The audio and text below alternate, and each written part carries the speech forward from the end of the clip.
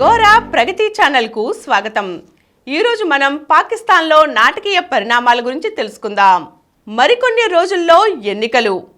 6 నెలలుగా జైల్లో ఉన్న మాజీ ప్రధాని, అవినీతి ఆరోపణలతో కటకటాల వెనుక ఉన్న ఆయనపై 2 రోజుల్లో వేర్వేరు కేసుల్లో వేర్వేరుగా 10 ఏళ్ళు 14 ఏళ్ల జైలు శిక్షలు. కనీసం మరో 10 ఏళ్ల పాటు ప్రభుత్వ హోదా ఏది నిర్వహించనివ్వని నిషేధం. పార్టీ ఎన్నికల చిహ్నానికి కూడా తిరస్కరణ. మాజీ ప్రధాని గారి పార్టీ వైపు మొగ్గకుండా యువతరాలకు హితోపదేశాలు అదరగొడుతున్న ఆర్మీ చీఫ్. ఇలాంటి నాటకీయ పరిణామాలు ఒక్క పాకిస్తాన్లోనే సాధ్యం.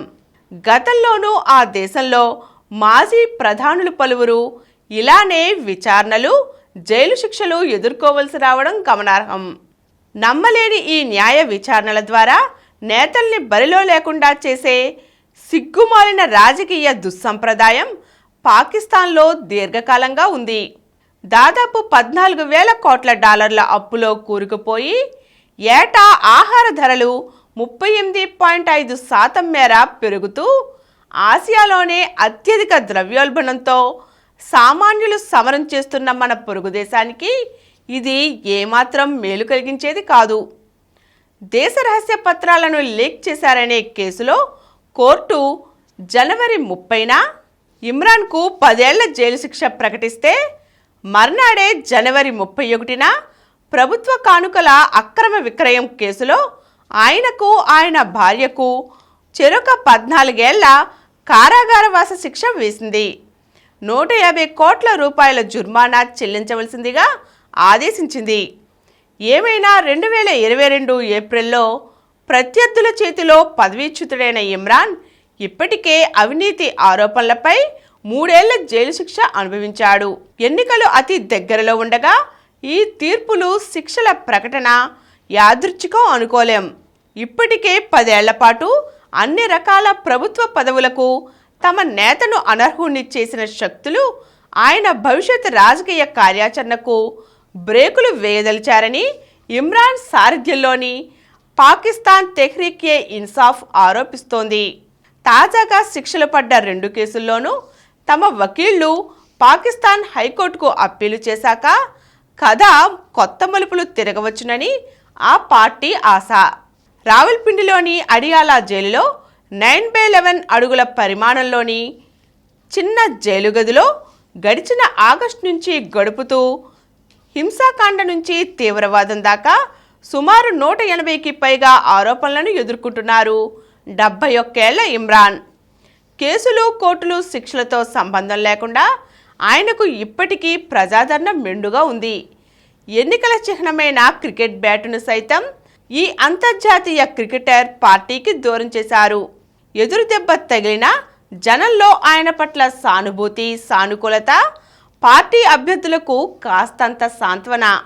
వారు గెలిచిన ఇండిపెండెంట్ల కిందే లెక్క.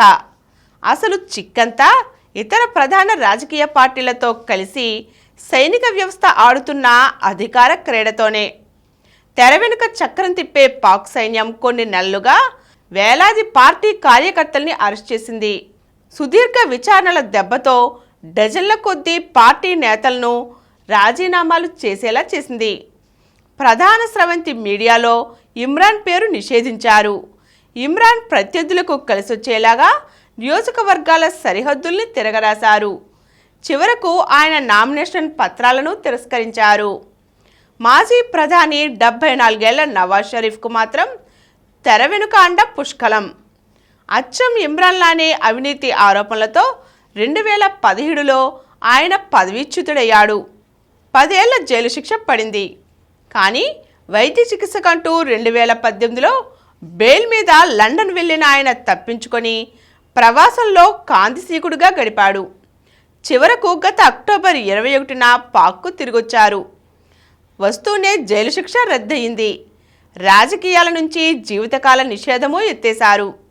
4వసారి ప్రధాని పీఠానికై పోటీ చేస్తున్న ఆయనకు గతంలో 3 సార్లు ఆయనను గద్దె దింపిన సైన్యమే మళ్లీ సాయంగా నిలవడం పాక్ రాజకీయ వైచిత్రికి తార్కాణం.